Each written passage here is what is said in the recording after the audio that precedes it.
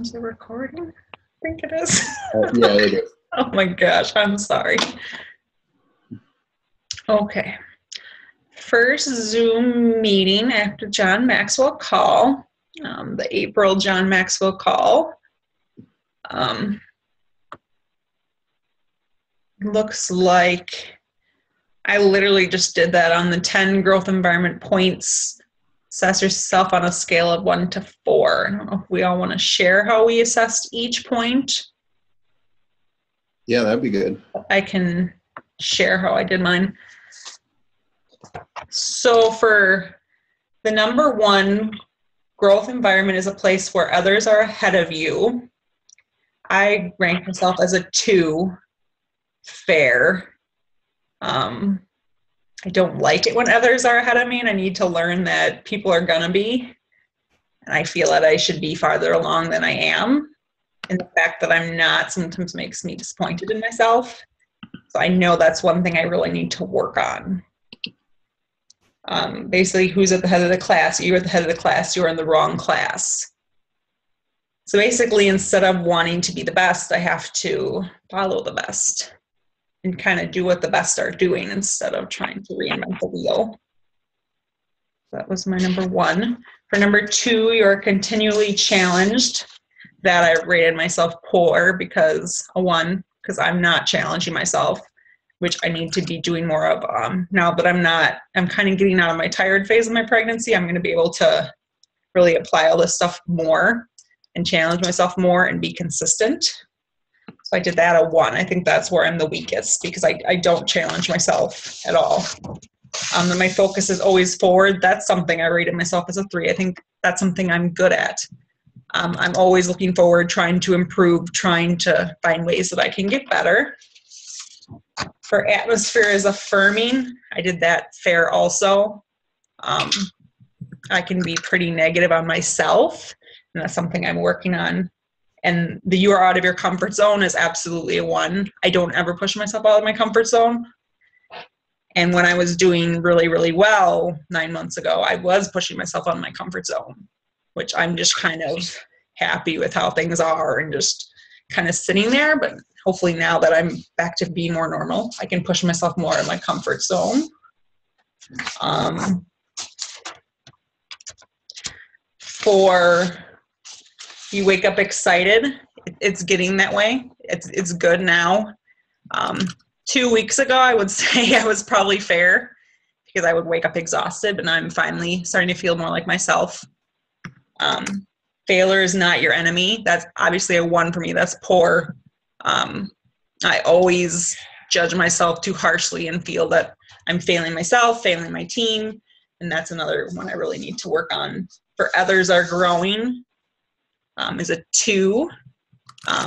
Feel with the 1, 2, 3, it's really helping my team grow and myself to grow as a leader. So that is a 2, fair. People desire change. I really desire to change. I want to change. I want to be a better leader. So that's a 3 for me. That's really important. And growth is modeled and expected, I think, is also a 3, because by being a good leader, you show other people how to be a good leader. Those are kind of how I ranked myself. Excellent job. I can go ahead and go next since I'm on the computer. What did I want to say? Are you drinking shake? What? Are you drinking shake? Water. I had my shake for breakfast. So I'm good. All right, Collins, you got to go upstairs, honey. On chocolate. Okay. So for me, I would say for number 1, others are ahead.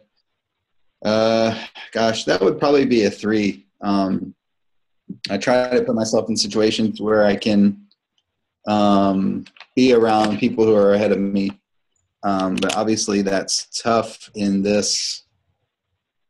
I mean, I'm leading a team, so I'm the team leader, right? So I do things like, go to the GoPro event and try to receive mentoring from Barbie and things like that. So I'll give myself a 3, not a 4. Continuous challenge, I would say that's one of my strengths. So I would give myself a 3. I don't rate myself a 4 on any of these. But I always do try to challenge myself and always try to push forward and try new things, So 3, focus always forward. That's definitely something that I can improve upon. I gave myself a 2 on that one. I tend to dwell on, following up with people who probably shouldn't be following up with and just moving forward, talking to new people. But I am getting better, so I'll give myself a 2 on that one. Previously, it was probably 1.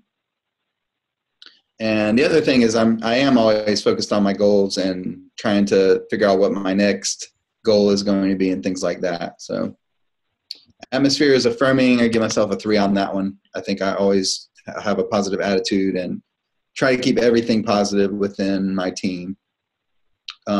Outside my comfort zone, I think I do a pretty good job with that, with a 3. And waking up excited, definitely I give myself a 3 on that one. I definitely have a passion for what we do, and I think you guys see that in me. Oh yeah. Failure is not your enemy.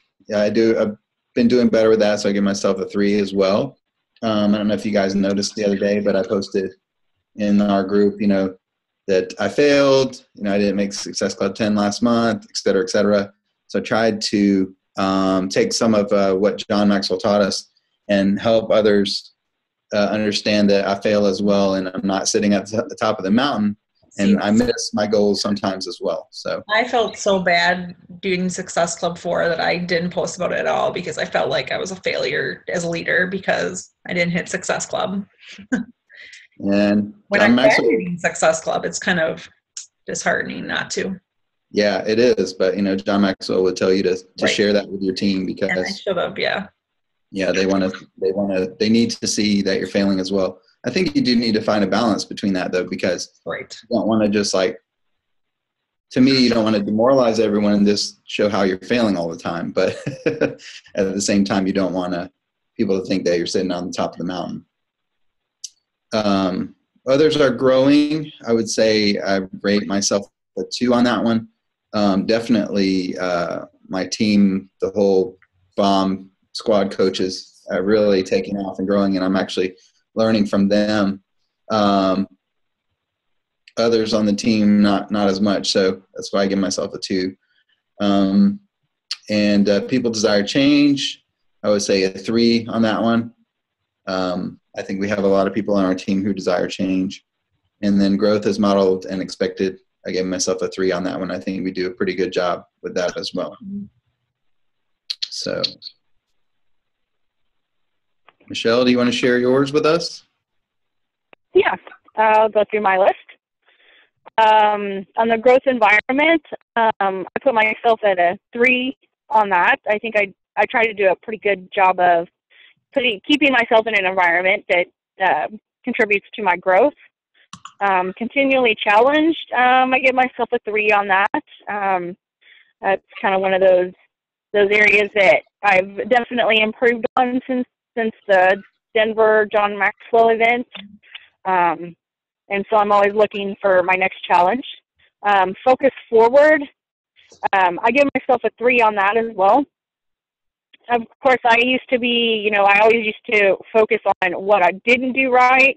And so I've changed my thinking and looking forward to on what's coming forward and not dwelling on the past. I used to be really terrible about dwelling on the past and people that didn't follow through or follow through with orders and stuff like that. But changed my focus on that, so I'm pretty good 3 on that.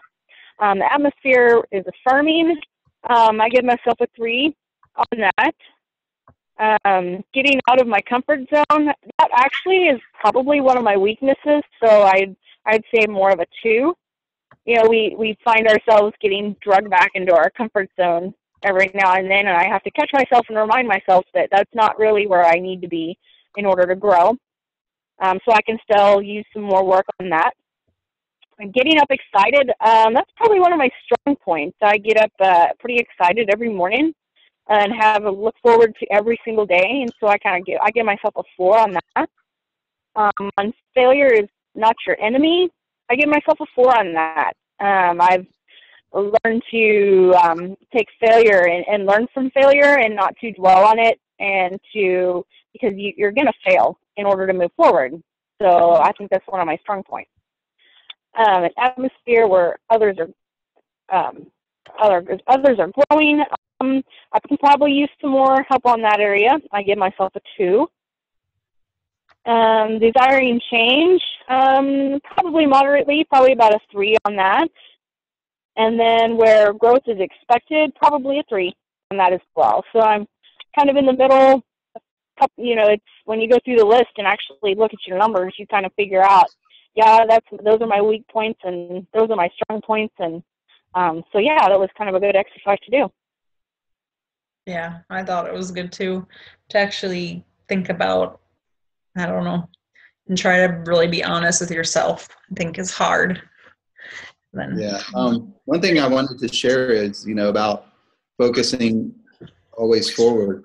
I don't know if you noticed this, Aaron, but to me, like as your business gets a little bit more stable and solid, mm-hmm. It's a lot easier to just like move past. Like for example, the other night I had this just terrible call with this prospect. It was just like trying to fit the conversation was like, we weren't even in the same atmosphere, It was one of those conversations. Yeah.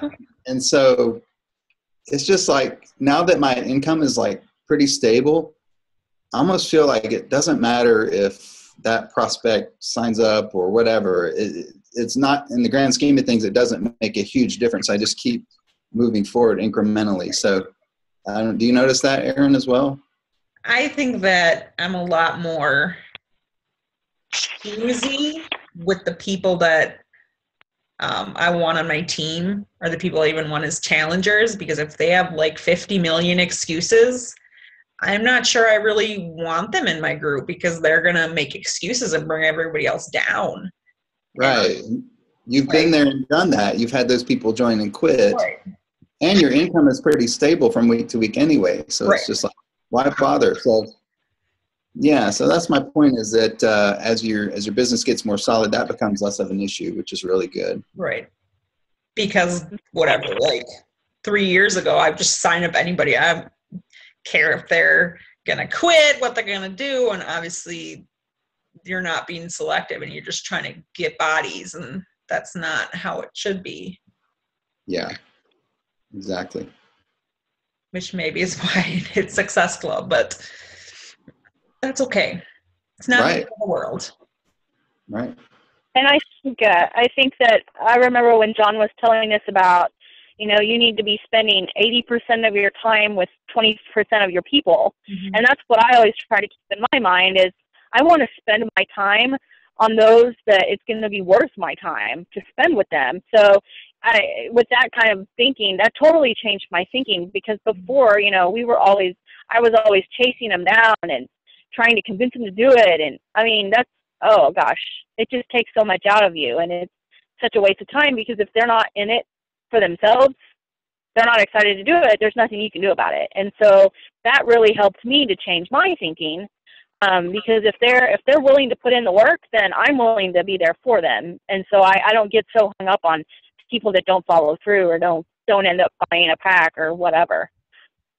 Yeah, I'm really glad that you brought that up, or that we're able to share this with you, because you haven't been. I mean, you're a relatively new coach compared to me and Aaron, and so you don't have to make the same mistakes we did as far as trying to bring in warm bodies and stuff like that. I was listening to Start With Why today, and Simon Sinek was talking about the different, I forget what he calls it, but there's a bell curve of people who calls them like there's like referring to like new technology that's coming out. This was the context of it, but I think it applies to like any quote sales position. You have like on the front end of the curve, you have like the early adopters, the ones who are like just going to jump and like try new things. And then the second part is like the people who are going to like kind of make sure it's been proven first and then jump in. And then the thirds are like the late adopters. And then the fourth ones are like the ones who will only do it like if they have to, like they only bought a touchtone phone when they couldn't buy a rotary phone anymore, kind of thing. And so he, you know, when I got home from work, he was talking about like how you really need to avoid that fourth section. So I look forward to learning more about that, so I can kind of maybe, you know, we are all, me personally, I always want to try to work and find, you know, work with and find the people who's are going to be the best fit. And that's the term that he uses, is the best fit. Right. So.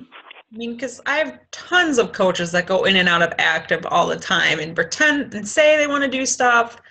And I just say, you know, when you're not active, I'm not going to work with you. You have to be active because you have to make a commitment that way. I used to just chase people, but if people can't stay active, and I'm not wasting my time. The same thing with the people, like I would follow up with challengers and they wouldn't respond, and I would still leave them on my list and keep following up every week. And I was like, why? And I just start crossing them off. I'm like, they haven't responded to me after 2 weeks. I'm done. I'm not checking in with them anymore. And what's funny is some of them still stay on Shakeology, so I don't even understand. They don't want to be coaches. They don't want me to talk to them, and they just stay on Shakeology and do their thing. Yeah, I have some like that as well. If they're going to just stay, why put the effort in to make them stay when they're just going to do it on their own? Exactly. Yeah. You know, I was all stressed out because I wanted to be 2-star by Summit, you know, all stressed out, giving myself all this stress. Then I'm like, you know what? I've been doing this for 5 years. I'll probably be doing this 5 years more. And if the income is slowly building with what I'm doing now, why try to rush and make it just put too much pressure on people? And here's the way I see that, Aaron. So, you know, I wanted to be 5-star qualifying by Summit, which I still might be. But really, I mean, from a difference-making perspective, May 20th is the cutoff for the quarterly bonus qualify. Well, I'm not going to be 5-star by May 20th qualifying. Probably not. So I can look at August 20th, right? That's really a more important thing to look at, other than just the recognition and being able to say, oh, I'm 5-star qualifying. Same thing for you. Realistically, you know, look at 2-star qualifying by August, whatever that date is, whatever that Wednesday is, and set that as your goal. You know what I mean? Don't put pressure on yourself. And really, I can stop putting pressure on my team and really actually build Tim's Business Center and be 2-star that way. Instead of putting all the pressure on them, put the pressure on myself because I know I can do that. Yeah. Instead of, I feel that sometimes when you are getting higher up, I feel that a lot of pressure can get put on you because, oh, I told Barbie I'd be 5-star by Summit, and then I just feel bad because I didn't do it, and I just feel guilty, and I'm like, why? It's not for her, it's for me. That's right. And that's true. When I was like feeling crappy for a month, I didn't hit Success Club, but I know why I didn't. And I can say, well, when I'm feeling fine, I can hit Success Club. Exactly. So I can start the next one if you want. Yeah, we're kind of sticking on one thing here, huh? Did you guys listen to that little 30-minute call yesterday? Yeah, I was on the call. That was awesome. Did you listen to it, Michelle? Yeah, I did. So I love how, gosh, what was her name? I can't remember her name, but the one that was just going crazy. Summer, I think was her name. Yeah, Summer Tucker, yeah. She was saying that, those excuses that people have, like, oh, what if this doesn't work out, or what if this person says no, or like those are actually distractions. I never thought of it that way. I thought that was really awesome to look at it that way. And if you think about it, it really is. Like, if you say, oh gosh, you know, I'm not fit enough, so, you know, people aren't going to believe me or trust me or think I can help them.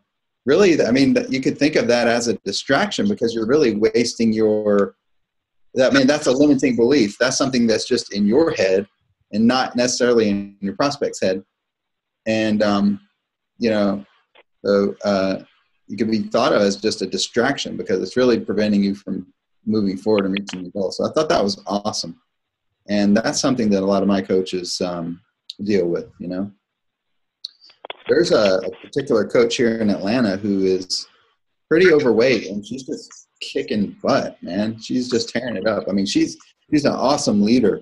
And I'm not sure how long she's been a coach, probably not too long, maybe a year and a half, 2 years. But I mean, she's absolutely tearing it up. And so I'm going to start using her as an example of anyone who tells me, oh, I'm not fit, you know, I can't do this, because she's amazing. So, but as far as distractions in my life, gosh, you know, probably the biggest one for me, and I'm sure a lot of people, is just Facebook. You know, get on there with the intent of doing something, and I see something over on the side, catches my attention, then I can't remember what I was intending to do. So I got to focus more and try to stay on task. That's the biggest distraction for me. Otherwise, I'm pretty good at staying focused. I think for me, it's a bunch of things. For me, I think my biggest distraction is actually my full-time job. It's a huge distraction because I always have to have my phone on. I always am literally could have to do work. And it really can go into what I like, because I schedule out my days. I schedule my Beachbody time. I schedule my workout time. I schedule all of that. But sometimes that just totally gets in the way. And obviously, pregnant has been a distraction.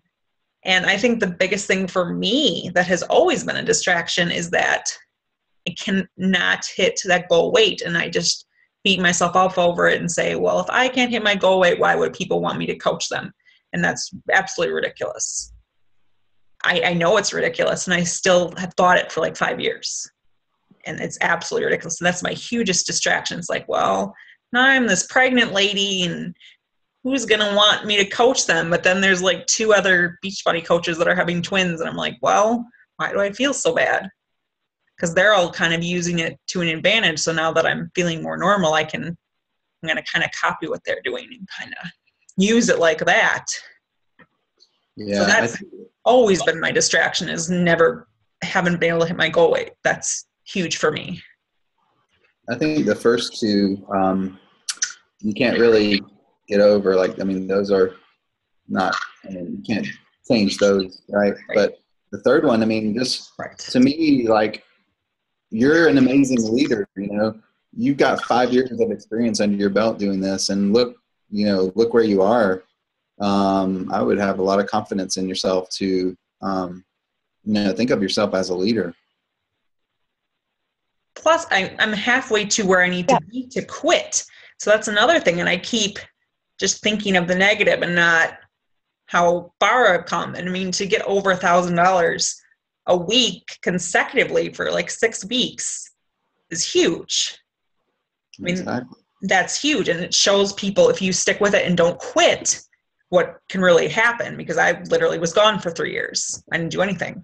And I was gone. I was stupid, but I didn't quit. Good thing I didn't quit. Yeah. So you have a lot to hang your hat on, you know? Right. And I don't think and that's the things I need to think of.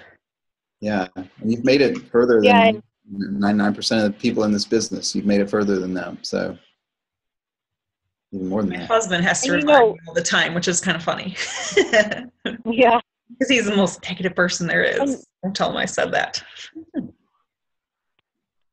And you also have to realize, too, that what you consider to be your weaknesses are the places where you think that you feel like you have failed. If you share that, and then people will connect with you better because you're a real person.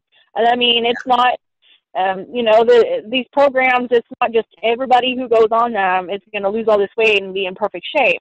That's not how it works. And so I think you can use that to your advantage to actually help people to see that, yes, it's a struggle and it's real and I'm a real person and, I'm not at my goal weight, but, that's okay because as long as I keep going, I'll eventually get there. Because those are, all your struggles are just road bumps, speed bumps along the way. So you can use that to your advantage. And I think, I've done that this year more than the other 4 years at all. I really put myself out there a lot more. And I think that's how this year has been more successful, is because I do attract people to me and they stick around because it's me that they're there for, not Beachbody. So when people are there for you, they're going to stick around and they're going to watch what you're doing. Just like people just randomly will purchase challenge packs. That's why all the other months have been so easy. But last month I was not consistent. I was not posting. I know I wasn't. And that's where my downfall was. But when I'm consistent, I mean, I'm already at 3 now and I haven't even invited anybody. But that's just with consistency for the past like 10 days. So it really shows what consistency can do. I think part of your... Go ahead, Michelle. Yeah, that's all I had. I was going to say, I think part of your story, Erin, could be that you failed, right, in network marketing, and that you came back. I mean, I don't share that enough. Yeah, I mean, because how many people fail in this business and then come back and succeed, you know? I mean, I don't know if you failed or not, but I would spin it that way. I feel I did. So yeah. To make it a good story. I don't know about you guys, but I'm really excited about this Bo Eason, that they brought him into Summit to teach us how to share our stories. That's pretty awesome. I love that. Because I know we can all use that. So I wouldn't mind winning that call either with him. No, I heard that on the wake-up call. Yeah, so that's going to be great. Okay, Michelle, what are some of your distractions? Oh, it varies from day to day. And, you know, I'm kind of in agreement with Stuart. You know, you get on Facebook and you're all intent and you've got your list of, you know, I just need to do these few things. And then you get sidetracked, you know, oh, someone's commenting over here. What are they talking about? And yeah, next thing you know, you've spent an hour and not got anything done on your list. And so I need to do a better job of staying focused and just being on there to do the things I need to get done. Because otherwise you could spend all day on there and get nothing done. And I know we've all had some days like that, I'm sure. And then as far as I'm doing better about trying to keep stuff scheduled, so that I block out and do certain things during certain times. And, you know, with the farm, that's crazy because some days I never even make it home during the day, and then some days work out just fine.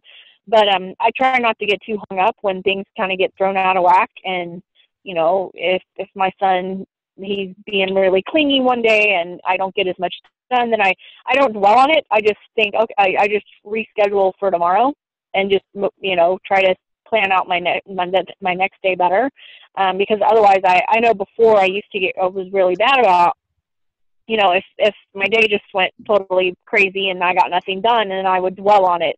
And it wouldn't help you to go forward into the next day.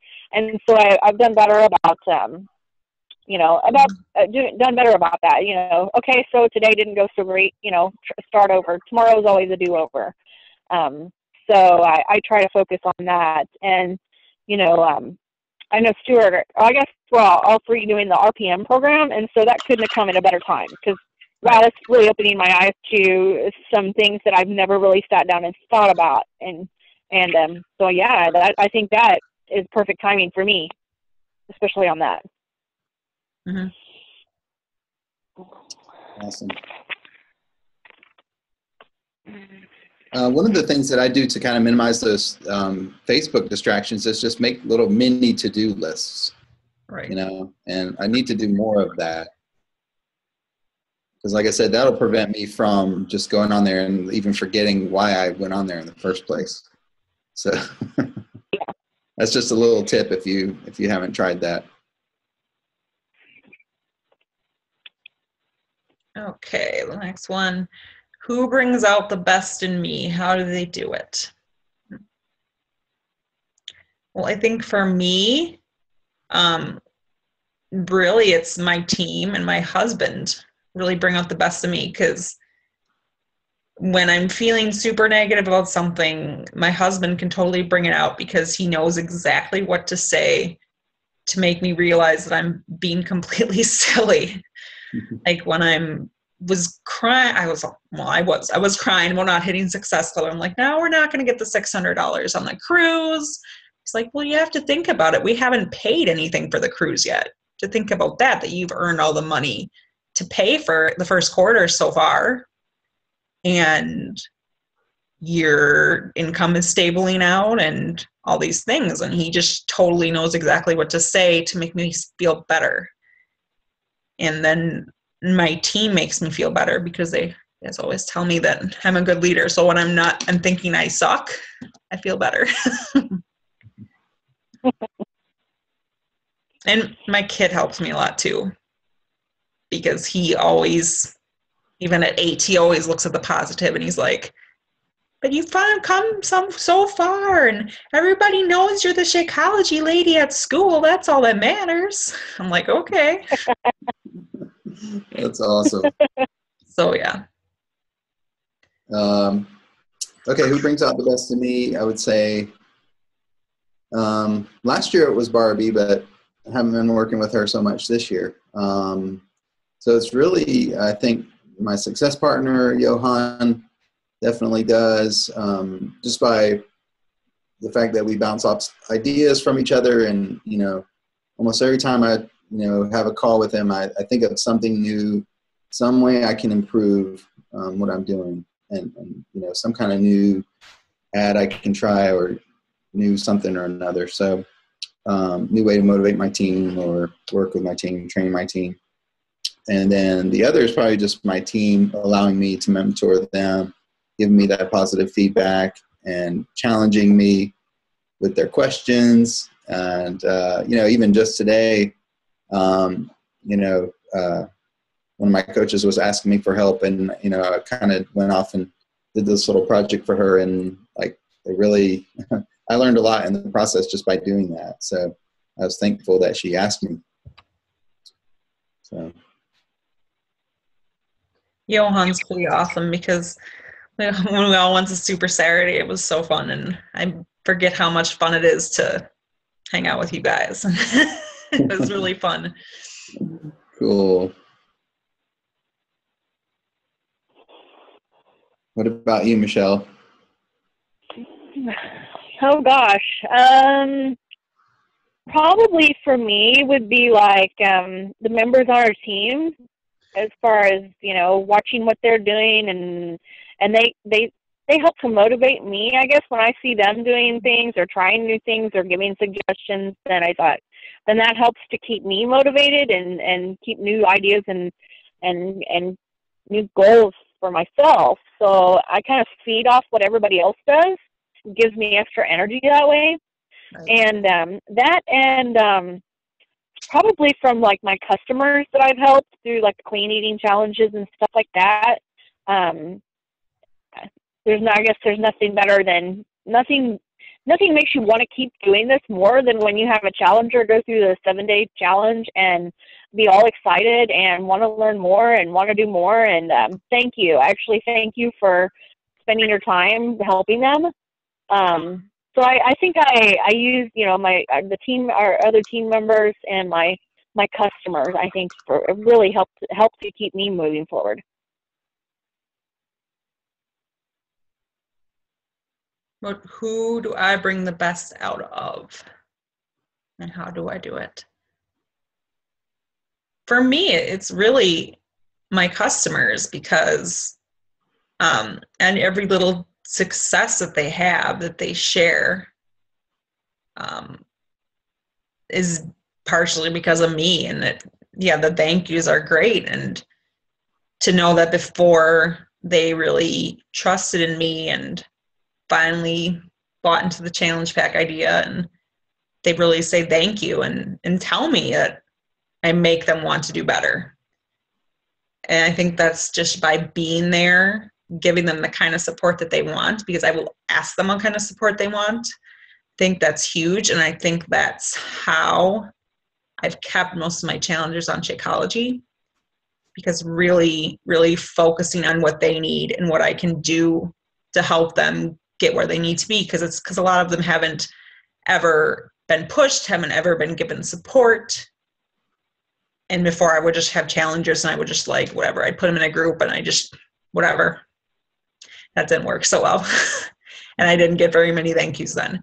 But now that I'm focusing on them and their needs and that, it's really helping them, even the littlest thing. Like with Melissa Fitzgerald, like I was just talking to my friend Allison tonight about her and how, I mean, when we went to my bachelorette party last year, how she was such a different person than she is now. And even just how much of a difference I made to her is really huge because she's my friend. So that's a part of it too. But really, what kind of impact we really do make and having people tell us that, I think is huge, and it makes me want to help more people. Awesome. Yeah, mine's a little bit the same as yours. I really bring the best out of people who are in that first part of the bell curve I was talking about, the people who are really ready, or they're either just kind of like on that line, and they just need that extra push. Those are the ones that really seem to flourish under my coaching as far as coaches and customers. I talk about that crazy conversation I had the other night where it was just like totally out in space. I had an opposite conversation of that last week with this new client of mine, Colleen, who had ordered Shakeology. She was assigned as a customer to me, and then we just talked on the phone, and she was asking me what fitness program to order, and I told her I strongly suggested the 21-day fix, and it was just like we just clicked, and so she was so thankful for me for helping her and recommending that and answering her questions. And so I definitely bring out the best in people who click with me. I think I also bring out the best in Johan as well, because I feel that I've always been a good listener. And so I listen to what he's telling me, and a lot of times I'll give him ideas or say, hey, have you ever thought of doing it this way? And so I think I bring out the best in him as well. Yeah, I need to find a really good success partner. Mine always fizzle out, every single one I have. Yeah, it really helps. Yeah, I need to find a really good one. Because, yeah, they say they're going to do it and we're going to talk, and they never do their power of threes, and I'm not going to chase you. Goodbye. I'm going to find someone new. Exactly. It's the same thing as with coaches. I'm not going to chase you. Exactly. I need to find a really good one. I know I do. I'm still working on that. Now that I'm feeling normal again, maybe I'll search out another one. Yeah. Michelle? Okay. I guess for me, I probably bring out the best in my husband because of all the personal development that I've been doing here for the last 9 months, because I've really dove pretty deep into that. Mm-hmm. And I think by the way that I've changed my thinking about everything, then I kind of rub off on him as well. And I see that because we have a lot of the same goals. We have a lot of the same things that we're working towards. So I think that I really bring out the best in him because I see things in him that I didn't see before, and I know that it's from all the personal development that I've done to help better myself. So I think it's helping both of us. And then, of course, my customers, what you can kind of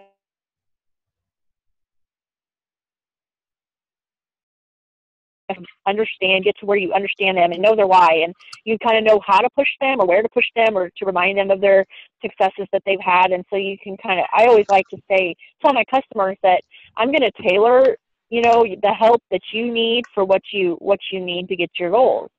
And you really, when you take that extra time to do that, then you're working one-on-one with them. They're not just part of a big group of people that they don't feel like it's an individual thing. So I always make sure that on my customers, it's a one-on-one thing, because everybody has different whys and different goals. And some people like to be pushed and motivated, and others don't. And it just depends on their personality. And so I think that by doing that, I bring the best out in them, and it usually tends to work. Excellent. I think that's all the questions. Computer's so slow. I think it's time to upgrade. Yeah, this part I didn't really understand. The growth environment application in John's world. I don't really understand this part. This looks like maybe just notes from the call. It was the second page of the Zoom meeting questions. Yeah, this is I think what Mark was talking about Oh, okay. on the call. I think. Well, that was the questions. Does anybody have any other takeaways or anything else they want to talk about?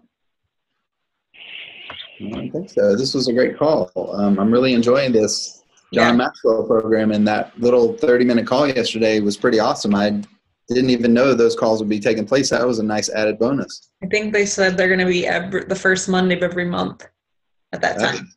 Yeah, that's awesome. Love that. I know they said you could share that call with your team, right? Did they say you could share that call with your team? I don't know if they said that or not. I thought they said that at the beginning of the call, but I kind of felt guilty doing that for people who didn't join the John Maxwell program. So yeah, I guess I won't share it. All my team that does anything was on the call, so not surprising. But that's okay. I would rather have 2 workers than 0. That's right. Well, I think we're all going to have a successful month this month and better than last month. So yeah. Okay, I'm going to stop the recording. I don't know where Jen is.